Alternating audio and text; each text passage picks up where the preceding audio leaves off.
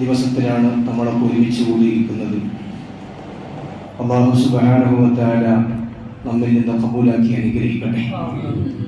മഹാനായ ഇബ്രാഹിം നബി അലൈഹിസ്സലാത്തു വസ്സലാമിന്റെ 4000 വർഷങ്ങൾക്കപ്പുറത്ത് ഇറാഖിലെ ഊർ എന്ന പട്ടണത്തിൽ ജനിച്ച് അല്ലാഹുവിന്റെ പരിശുദ്ധമായ ദീൻ ഇസ്ലാമിന് വേണ്ടി തന്റെ സമയവും തന്റെ ജീവിതവും മാറ്റിവെച്ച ആശയാദർശങ്ങൾ ആരുടെ മുമ്പിലും പണയം വെക്കാതെ ഇലാഹി പരീക്ഷണങ്ങളുടെ കടൽപദങ്ങളുടെ മുമ്പിൽ ഒരു വലിയ ഹിമാലയ പർവ്വതമായി നിന്നിരുന്ന മഹാനായ ഇബ്രാഹിം നബി അലൈഹിസ്സലാത്തു വസ്സലാമിന്റെ ഓർമ്മകളിലാണ് ലോക മുസ്ലിമീങ്ങൾ ബലിപെരുന്നാൾ ആഘോഷിക്കുന്നത്. ഇബ്രാഹിം നബി അലൈഹിസ്സലാത്തു വസ്സലാം നമ്മൾക്കെല്ലാവർക്കും അറിയാവുന്നത് പോലെ ലോകം കണ്ട ഏറ്റവും വലിയ മഹാനാണ്. അല്ലാഹുവിന്റെ വിശുദ്ധമായ ഖുർആൻ ഇബ്രാഹിം നബി അലൈഹിസ്സലാത്തു വസ്സലാമിനെ വിശേഷിപ്പിച്ചത് വകാന ഉമ്മത്തൻ വാഹിദ. ഇബ്രാഹിം നബി അലൈഹിസ്സലാത്തു വസ്സലാം ഒരു മനുഷ്യനായിരുന്നില്ല. ഇബ്രാഹിം നബി അലൈഹിസ്സലാത്തു വസ്സലാം നമ്മളെപ്പോലെ ഒരു മനുഷ്യനായിരുന്നില്ല. വകാന ഉമ്മത്തൻ വാഹിദ. ഇബ്രാഹിം നബി അലൈഹിസ്സലാത്തു വസ്സലാം ഒരു സമൂഹമായിരുന്നു എന്നാണ് അല്ലാഹുവിന്റെ പരിശുദ്ധമായ ഖുർആൻ പരിചയപ്പെടുത്തുന്നത്. ഇബ്രാഹിം നബി ഒരു സമൂഹമായിരുന്നു, ഒരു വ്യക്തിയായിരുന്നില്ല. എന്താണ് ഒരു സമൂഹമാണ് എന്ന് പറഞ്ഞാൽ, ഒരു സമൂഹത്തിന് വേണ്ട കാര്യങ്ങൾ മുഴുവൻ ഈ ലോകത്തിന്റെ കാരണക്കാരനായ ഹബീബായ നബി മുഹമ്മദ് മുസ്തഫ സ്വല്ലല്ലാഹു അലൈഹി വസല്ലം തങ്ങളുടെ പരമ്പര ചെന്നുമുട്ടുന്നത് ഇബ്രാഹിം നബിയുടെ മകനായ ഇസ്മായിൽ നബിയിലേക്കാണ്. അഥവാ ഇബ്രാഹിം നബി അലൈഹിസ്സലാത്തു വസ്സലാം ഈ സമൂഹത്തിന്റെ, ഈ സമുദായത്തിന്റെ ഒരു സമൂഹം പോലെയായി സമൂഹത്തിന് മുമ്പിൽ ജീവിച്ചു കാണിച്ചു എന്നതാണ് ഇബ്രാഹിം നബി അലൈഹിസ്സലാത്തു വസ്സലാം മുന്നോട്ട് വെച്ച ഏറ്റവും വലിയ കാര്യം. അല്ലാഹുവിന്റെ വിശുദ്ധമായ ഖുർആൻ പറയുന്നത് വദ്കുറു ഫിൽ കിതാബി ഇബ്രാഹിം ഇന്നഹു കാന സിദ്ദീഖൻ നബിയ്യ. ഇബ്രാഹിം നബിയെ നിങ്ങൾ ഓർക്കണം. അല്ലാഹുവിന്റെ വിശുദ്ധമായ ഖുർആൻ പറയുകയാണ്, ഇബ്രാഹിം നബിയെ നിങ്ങൾ ഓർക്കണം, കാരണം ഇന്നഹു കാന സിദ്ദീഖൻ നബിയ്യ. രണ്ട് ക്വാളിറ്റികളാണ്, രണ്ട് ഗുണങ്ങളാണ് ഇബ്രാഹിം നബി അലൈഹിസ്സലാത്തു വസ്സലാമിനെ കുറിച്ച് അല്ലാഹുവിന്റെ വിശുദ്ധമായ ഖുർആൻ പറഞ്ഞത്. ഒന്ന് നബിയായിരുന്നു, മറ്റൊന്ന് സിദ്ദീഖ. എല്ലാ നേരത്തും സത്യം മാത്രം പറഞ്ഞ, അസത്യത്തിനെതിരെ പോരാടിയ, എവിടെ ഏത് പ്രതിസന്ധി വന്നാലും സത്യം മാത്രം വിളിച്ചു പറഞ്ഞ ആളായിരുന്നു മഹാനായ ഇബ്രാഹിം നബി അലൈഹിസ്സലാത്തു വസ്സലാം എന്ന് അല്ലാഹുവിന്റെ പരിശുദ്ധമായ ഖുർആൻ പറയുന്നുണ്ട്. ഇങ്ങനെ സത്യവാനായി നീങ്ങിയപ്പോ ഇബ്രാഹിം നബി അലൈഹിസ്സലാത്തു വസ്സലാം തന്റെ ജീവിതത്തിൽ സത്യം മാത്രം പറഞ്ഞുകൊണ്ട് നീങ്ങിയപ്പോ 4000 വർഷങ്ങൾക്കപ്പുറത്ത് ജീവിച്ചു പോയ ഒരു മനുഷ്യന് ഇന്ന് 4000 വർഷങ്ങൾക്കിപ്പുറത്ത് നമ്മൾ ഓർക്കുകയാണ്. ബലിപെരുന്നാളിൽ ഇബ്രാഹിം നബിയുടെ ഓർമ്മയാണ്. ബലിപെരുന്നാളിന്റെ അനുബന്ധമായ ഹജ്ജിൽ ഇബ്രാഹിം നബിയുടെ ഓർമ്മയാണ്. നമ്മൾ അറക്കുന്ന ഉദ്ഹിയ്യത്തിൽ ഇബ്രാഹിം നബിയുടെ മകന്റെ ഓർമ്മയാണ്. ഇങ്ങനെ ഓർമ്മകളുടെ കൂമ്പാരമായി ഇബ്രാഹിം നബി അലൈഹിസ്സലാത്തു വസ്സലാം നമ്മുടെ മുമ്പിൽ ഇങ്ങനെ ഉയർന്നു നിൽക്കുമ്പോ അവിടെയാണ് ഹബീബായ നബി സല്ലല്ലാഹു അലൈഹി വസല്ലം തങ്ങൾ പറഞ്ഞത്, അന ദഅവതു അബീകും ഇബ്രാഹിം. ഞാൻ എന്റെ പിതാവായ ഇബ്രാഹിം നബി അലൈഹിസ്സലാത്തു വസ്സലാമിന്റെ പ്രാർത്ഥനയുടെ പരമ്പരയാണ് ഞാൻ എന്ന് ഹബീബായ നബി മുഹമ്മദ് മുസ്തഫ സ്വല്ലല്ലാഹു അലൈഹി വസല്ലം തങ്ങൾ തന്നെ പഠിപ്പിച്ചിട്ടുണ്ട്. ഞാൻ ഉണ്ടാവാൻ കാരണം, ഞാൻ ഇങ്ങനെ അന്ത്യദൂതനാവാൻ കാരണം അത് ഇബ്രാഹിം നബിയുടെ പ്രാർത്ഥനയാണ് എന്നാണ് ഹബീബായ നബി മുഹമ്മദ് മുസ്തഫ സ്വല്ലല്ലാഹു അലൈഹി വസല്ലം തങ്ങൾ പറഞ്ഞത്. അല്ലാഹുവിന്റെ ഖുർആൻ ഇബ്രാഹിം നബിയെ പറയുന്നത് വത്തഖദല്ലാഹു ഇബ്രാഹീമ ഖലീല. അല്ലാഹു സുബ്ഹാനഹു വ തആല ഇബ്രാഹിം നബിയെ കൂട്ടുകാരനാക്കിയിരിക്കുന്നു. അല്ലാഹുവിന്റെ കൂട്ടുകാരൻ ഖലീലുല്ലാഹ്, അല്ലാഹുവിന്റെ കൂട്ടുകാരൻ എന്ന് ഖുർആൻ വിശേഷിപ്പിച്ച മഹാനായ ഇബ്രാഹിം നബി അലൈഹിസ്സലാത്തു വസ്സലാം. ഞാൻ ഇതൊക്കെ പറഞ്ഞു വന്നത് എന്തുകൊണ്ടാണ് ഇബ്രാഹിം നബി അലൈഹിസ്സലാത്തു വസ്സലാമിന് ഇത്രയധികം സ്വാധീനം കിട്ടിയത്, ഇത്രയധികം സ്ഥാനം കിട്ടിയത്, ഇത്രയധികം മഹത്വം മഹാനായ ഇബ്രാഹിം നബി അലൈഹിസ്സലാത്തു വസ്സലാമിന് കിട്ടിയത് എന്ന് അല്ലാഹുവിന്റെ ഖുർആൻ തന്നെ പറയുന്നുണ്ട്. അതായിരിക്കണം ഈ ബലിപെരുന്നാളിന്റെ സന്ദേശം. അല്ലാഹുവിന്റെ ഖുർആൻ പറയുന്നു, മാകാന ഇബ്രാഹീമു യഹൂദിയ്യൻ വലാ നസ്റാനിയ. ഇബ്രാഹിം നബി അലൈഹിസ്സലാത്തു വസ്സലാം യഹൂദിയായിരുന്നില്ല, വലാ നസ്റാനിയ, ഇബ്രാഹിം നബി ക്രിസ്ത്യാനിയുമായിരുന്നില്ല, വലാകിൻ കാന ഹനീഫൻ മുസ്ലിമ. ഇബ്രാഹിം നബി അലൈഹിസ്സലാത്തു വസ്സലാം സത്യസന്ധനായ മുസ്ലിമായി ജീവിച്ചു. ഒരാളുടെ മുമ്പിലും തന്നെ ഇസ്ലാമിന്റെ ആശയം പണയം വെച്ചില്ല. ആഘോഷം കടന്നു വരുമ്പോ, ഒരു പെരുന്നാൾ കടന്നു വരുമ്പോ അവിടെ അന്യമതങ്ങളുടെ സങ്കര സംസ്കാരം തങ്ങളുടെ ജീവിതത്തിൽ പകർത്താൻ ഇബ്രാഹിം നബി തയ്യാറായില്ല. സ്വന്തം ആദർശം ആരുടെ മുമ്പിലും തുറന്നു പറയാനുള്ള ബോധ്യവും ഇബ്രാഹിം നബി അലൈഹിസ്സലാത്തു വസ്സലാമിന് ഉണ്ടായിരുന്നു എന്ന് അല്ലാഹുവിന്റെ വിശുദ്ധമായ ഖുർആൻ പറയുന്നു. വിശുദ്ധമായ ഖുർആൻ പറഞ്ഞു വെക്കുന്നുണ്ട്. ഇബ്രാഹിം നബി അലൈഹിസ്സലാത്തു വസ്സലാം ഇസ്ലാമിന്റെ പ്രബോധന പ്രവർത്തനങ്ങളുമായി രംഗത്തിറങ്ങിയപ്പോ സർവ്വരും ഇബ്രാഹിം നബിക്ക് എതിരായി, എല്ലാവരും ഇബ്രാഹിം നബിക്ക് എതിരായി. എന്തിനേറെ തന്റെ പ്രിയപ്പെട്ട പിതാവിന്റെ സഹോദരൻ ആസർ എന്ന് പറയുന്ന ആ മനുഷ്യൻ ഇബ്രാഹിം നബി അലൈഹിസ്സലാത്തു വസ്സലാമിനെതിരെ പോരാട്ടം തുടർന്നു. ഇബ്രാഹിം നബിയുടെ ഇസ്ലാമിക പ്രബോധനത്തിനെതിരിൽ ആസർ എന്ന് പറയുന്ന ഇബ്രാഹിം നബിയുടെ പിതാവിന്റെ സഹോദരൻ ഇബ്രാഹിം നബിക്കെതിരെ സ്വന്തം കുടുംബത്തിൽ നിന്ന് ആളുകൾ എതിർക്കാനുണ്ടായി. എന്നിട്ട് ഇബ്രാഹിം നബി അലൈഹിസ്സലാത്തു വസ്സലാം തകർന്നില്ല, ഇബ്രാഹിം നബി അലൈഹിസ്സലാത്തു വസ്സലാം തകർന്നില്ല. അല്ലാഹു എന്താണോ പറഞ്ഞത് അത് അതുപോലെ തന്റെ ജീവിതത്തിൽ അനുഷ്ഠിക്കുകയായിരുന്നു ഇബ്രാഹിം നബി അലൈഹിസ്സലാത്തു വസ്സലാം ചെയ്തത്. അല്ലാഹുവിന്റെ ഖുർആൻ പറയുന്നു, ഇത് ഖാല ലഹു റബ്ബുഹു അസ്ലിം. ഇബ്രാഹിം നബി അലൈഹിസ്സലാത്തു വസ്സലാമിനോട് അല്ലാഹു പറഞ്ഞു, അസ്ലിം, നിങ്ങൾ മുസ്ലിം ആവണം, നിങ്ങൾ അല്ലാഹു പറയുന്നത് അനുസരിക്കണമെന്ന് പറഞ്ഞപ്പോൾ ഖാല അസ്ലംതു ലിറബ്ബിൽ ആലമീൻ, ഞാൻ എന്റെ റബ്ബായ അല്ലാഹുവിന് വേണ്ടി മുസ്ലിം ആയിരിക്കുന്നു. അവിടെ ചോദ്യമില്ല, ഞാൻ എന്തിന് മുസ്ലിം ആവണം, ഞാൻ എന്തിന് നിസ്കരിക്കണം, ഞാൻ എന്തിന് നോമ്പ് നിൽക്കണം, ഞാൻ എന്തിന് ഖുർആൻ ഓതണം, ഞാൻ എന്തിന് സകാത്ത് കൊടുക്കണം. അവിടെ യുക്തിയുടെ ചോദ്യമില്ല. അല്ലാഹു എന്നോട് പറഞ്ഞു, അത് ഞാൻ അനുസരിക്കുന്നു. അല്ലാഹു മുസ്ലിമാകി എന്ന് പറഞ്ഞപ്പോ അസ്ലംതു, ഞാൻ മുസ്ലിമായി. അവിടെ ചോദ്യങ്ങളില്ല. എന്തിനാണ് ജമാഅത്തിൽ പങ്കെടുക്കുന്നത്, വീട്ടിൽ നിസ്കരിച്ചാൽ പോലെ, ആ ചോദ്യമില്ല. അവിടെ യുക്തിയുടെ ചോദ്യമില്ല, യുക്തിയുടെ അളവുകോലും ഉണ്ട്. അല്ലാഹുവിനെ ചോദ്യം ചെയ്യലില്ല. അതായിരുന്നു ഇബ്രാഹിം നബി അലൈഹിസ്സലാത്തു വസ്സലാം കാണിച്ച മാതൃക. ഇബ്രാഹിം നബി അലൈഹിസ്സലാത്തു വസ്സലാം ചെയ്തത് സമ്പൂർണ്ണ സമർപ്പണമായിരുന്നു. ലോകത്ത് എത്ര പരീക്ഷണങ്ങളാണ് ഇബ്രാഹിം നബി അലൈഹിസ്സലാത്തു വസ്സലാം നേരിട്ടത്. ഇബ്രാഹിം നബി അലൈഹിസ്സലാത്തു വസ്സലാം ഇസ്ലാമിന്റെ പ്രബോധന പ്രവർത്തനങ്ങളുമായി മുന്നിട്ടിറങ്ങിയപ്പോ നമ്രൂദ് എന്ന് പറയുന്ന കിങ്കരൻ, ഇന്നത്തെ ആധുനിക ഫറോവമാർ, ഇന്നത്തെ ഭരണാധികാരികൾ എന്തൊക്കെ പരീക്ഷണങ്ങൾ നമ്മുടെ മുമ്പിൽ എത്ര പരീക്ഷണങ്ങളും എത്ര പ്രയാസങ്ങളും സൃഷ്ടിച്ചാലും ഇബ്രാഹിം നബി അലൈഹിസ്സലാത്തു വസ്സലാം നമ്മുടെ മുമ്പിലെ മാതൃകയാണ്. ഇബ്രാഹിം നബിയെ ആക്രമിക്കാൻ നമ്രൂദ് തീക്കുണ്ടാരം ഒരുക്കി. ഇബ്രാഹിം നബി അലൈഹിസ്സലാത്തു വസ്സലാമിനെ തീക്കുണ്ടാരത്തിലേക്ക് പറഞ്ഞയക്കുമ്പോൾ അല്ലാഹുവിന്റെ മലായികത്ത് സംരക്ഷണം നൽകി. ഇബ്രാഹിം നബിയെ തീയിലിടാൻ ഞങ്ങൾ സമ്മതിക്കില്ല എന്ന് പറഞ്ഞ് അല്ലാഹുവിന്റെ മലായികത്ത് സംരക്ഷണം നൽകിയപ്പോ ഇബ്ലീസ് ലഅനത്തുല്ലാഹി അലൈഹി കടന്നു വന്നവരുടെ മുമ്പിലേക്ക് ഇബ്ലീസ് ലഅനത്തുല്ലാഹി അലൈഹി നമ്രൂദിന്റെ കിങ്കരന്മാർക്ക് പറഞ്ഞു കൊടുത്തു, ഇബ്രാഹിം നബിക്ക് മലക്കുകളുടെ സംരക്ഷണമുണ്ട്, അതുകൊണ്ട് നിങ്ങൾ നഗ്നകളായ സ്ത്രീകളെ, വിവസ്ത്രരായ സ്ത്രീകളെ ഇവിടെ മുമ്പിൽ കൊണ്ടുവന്ന് നിർത്തണമെന്ന് പറഞ്ഞു. അങ്ങനെയാണ് ഇബ്രാഹിം നബി അലൈഹിസ്സലാത്തു വസ്സലാമിനെ തീകുണ്ടത്തിലേക്ക് എറിയുന്നത്. വിവസ്ത്രകളായ സ്ത്രീകളെ മുമ്പിൽ കൊണ്ടുവന്ന് നിർത്തിയപ്പോ അല്ലാഹുവിന്റെ മലായികത്തിന്റെ സംരക്ഷണം പോയി. അല്ലാഹുവിന്റെ മലായികത്ത് അവിടെ നിന്ന് ഓടിപ്പോയി. അങ്ങനെയാണ് ഇബ്രാഹിം നബി അലൈഹിസ്സലാത്തു വസ്സലാമിനെ ഒരു അമ്പിൽ തറച്ചുകൊണ്ട് കിലോമീറ്ററുകൾ അപ്പുറത്തുള്ള തീകുണ്ടാരത്തിലേക്ക് നമ്രൂദിന്റെ കിങ്കരന്മാർ വലിച്ചെറിയുന്നത്. ചരിത്രം വിശാലമാണ്, ഞാൻ കൂടുതൽ സൂചിപ്പിക്കുകയല്ല. അങ്ങനെ ഇബ്രാഹിം നബി അലൈഹിസ്സലാത്തു വസ്സലാമിനെ തീകുണ്ടാരത്തിലേക്ക് വലിച്ചെറിയുമ്പോൾ അല്ലാഹു സുബ്ഹാനഹു വ തആല പറഞ്ഞൊരു വചനമുണ്ട്. നമ്മളൊക്കെ വിചാരിക്കുന്നത് തീയിൽ കത്തിക്കാനുള്ള ശേഷിയുണ്ട് എന്നാണ്, തീയിലിട്ടാൽ കരിഞ്ഞു പോകുമെന്നാണ്. അങ്ങനെയില്ല.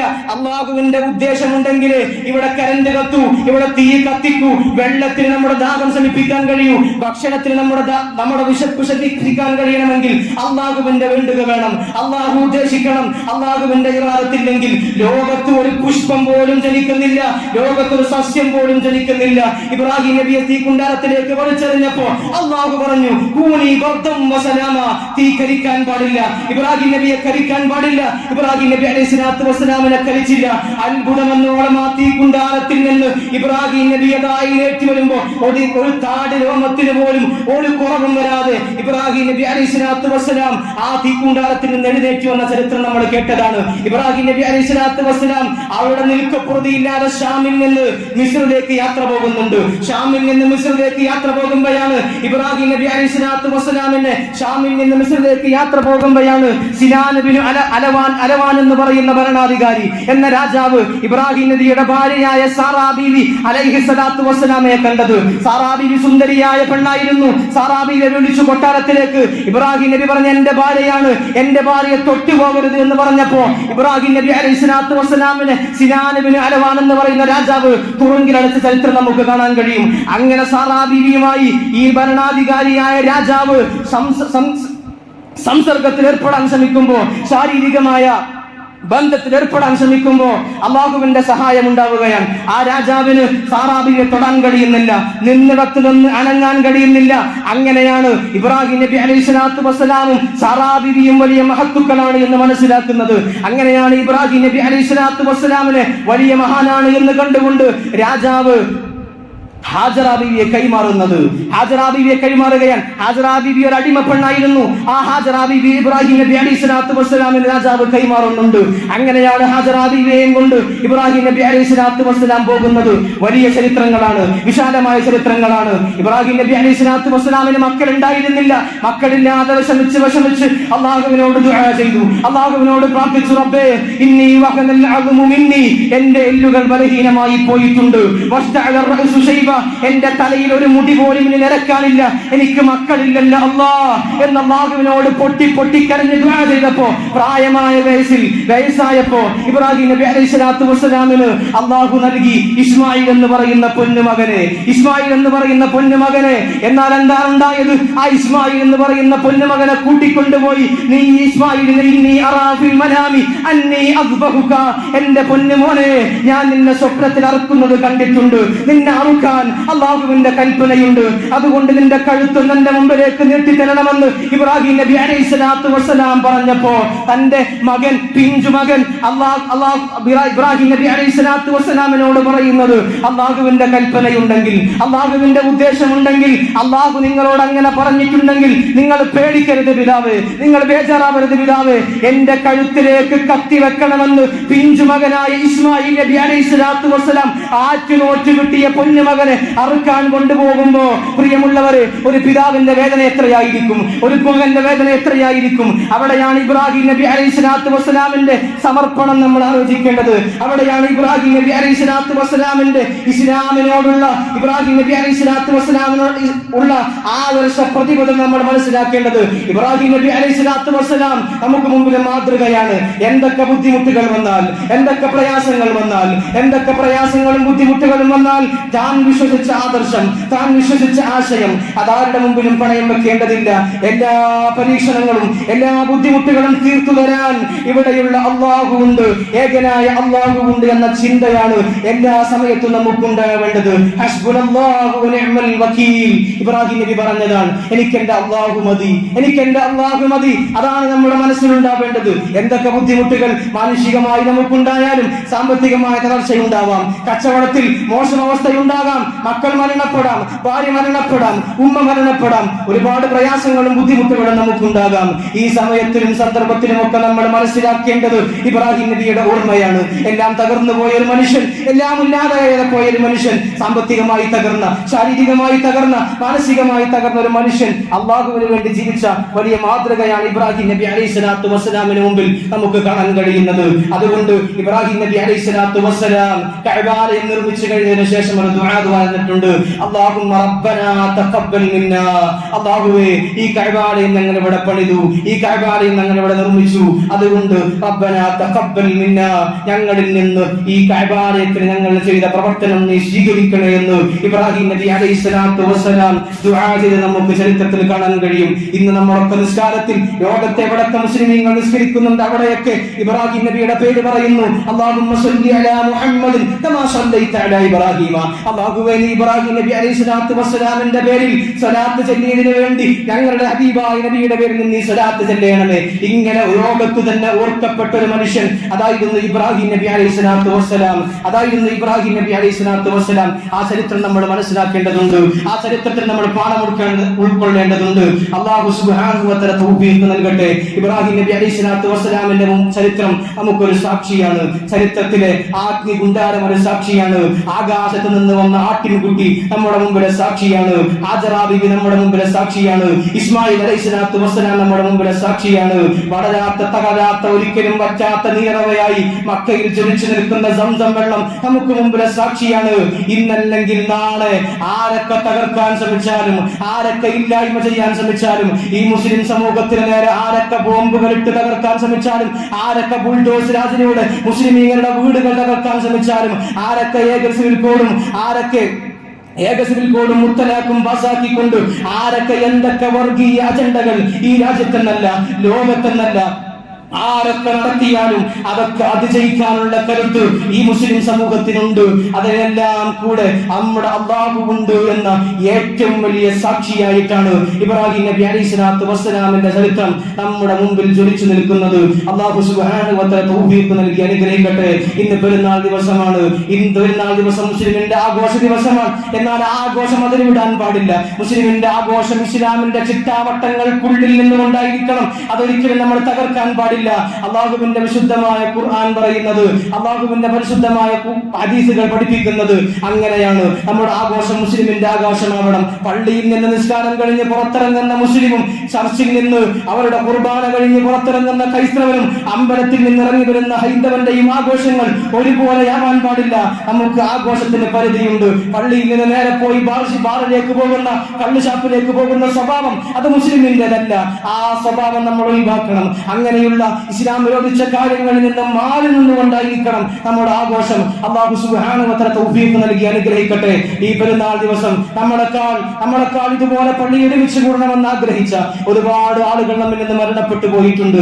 അവർക്കൊക്കെ നമുക്ക് ചെയ്യാൻ കഴിയുന്ന ഒരുപാട് സമ്മാനങ്ങളുണ്ട്. ഹബീബായ സല്ലല്ലാഹു അലൈഹി വസല്ലം തങ്ങൾ പറയുന്നു, മൻ ഖാല സുബ്ഹാനല്ലാഹി വ ബിഹംദിഹി യൗമൽ ഈദി 300 മറ, ആരെങ്കിലും ഒരാൾ പെരുന്നാൾ ദിവസം 300 പ്രാവശ്യം സുബ്ഹാനല്ലാഹി വ ബിഹംദിഹി എന്ന ദിക്ർ ചൊല്ലിയാൽ വഹദഹ ലി അംവാത്തിൽ മുസ്ലിമീൻ, മരണപ്പെട്ടു പോയ മുസ്ലിമീങ്ങൾക്ക് വേണ്ടി ആ സുബ്ഹാനല്ലാഹി വ ബിഹംദിഹി എന്ന 300 പ്രാവശ്യം ചൊല്ലിയത് മരണപ്പെട്ടു പോയ ഉമ്മാക്ക് വേണ്ടി, വാപ്പാക്ക് വേണ്ടി, മക്കൾക്ക് വേണ്ടി, ഭാര്യയ്ക്ക് വേണ്ടി ആരെങ്കിലും സദഖ ചെയ്താൽ, അത് ഹദിയ ചെയ്താൽ, 300 പ്രാവശ്യം സുബ്ഹാനല്ലാഹി വ ബിഹംദിഹി എന്ന ദിക്ർ ചൊല്ലി ഹദിയ ചെയ്താൽ അല്ലാഹുവിന്റെ റസൂൽ പഠിപ്പിക്കുന്നു, ദഖല ഫീ കുല്ലി ഖബറിൻ അൽഫ നൂറിൻ, അവരുടെ ഖബറിൽ 1000 പ്രകാശം പ്രവേശിക്കുന്നതാണ്. വയജഅലുല്ലാഹു ഫീ ഖബരിഹി ഇദാ മാത അൽഫ നൂറിൻ, അവൻ നാളെ മരണപ്പെട്ടാൽ, ഈ ചൊല്ലിയ വ്യക്തി നാളെ മരണപ്പെട്ടാൽ അവന്റെ ഖബറിന് അല്ലാഹു സുബ്ഹാനഹു വ തആല 1000 പ്രകാശത്തെ അല്ലാഹു